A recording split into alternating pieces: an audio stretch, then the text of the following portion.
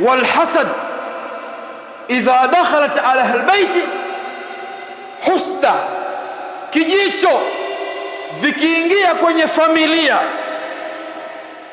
kathratu fihi mashakiluhum, matatizo ndani ya ile nyumba yanaanza kuongezeka. Wasdadat masaibuhum, mitihani ikitoka hili naingia hili, ikitoka hili naingia hili.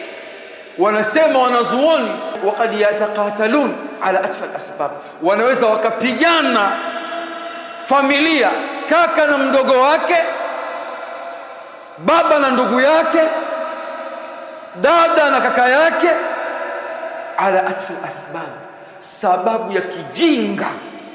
Ilikuwa inatafutwa iwashwe moto ule, sababu ya kijinga sana inapelekea watu wanakuja kugombana.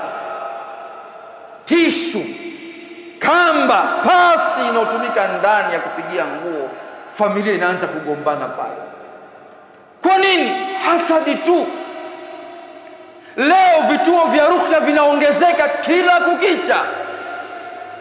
Waislamu hawataki kusoma Qur'ani, hawataki kuleta adhkari za kisheria.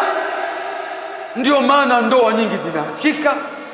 Kazini watu wanakwenda kufanya kazi hawajielewi. Majumbani tabu. Mashaitani wanapata fursa sasa ya kuwachezea watu. Tumefungua milango sisi wenyewe, kwa sababu ndugu zangu katika imani, tuko mbali na maelekezo na maagizo ya Mtume Muhammad sallallahu alaihi wasallam.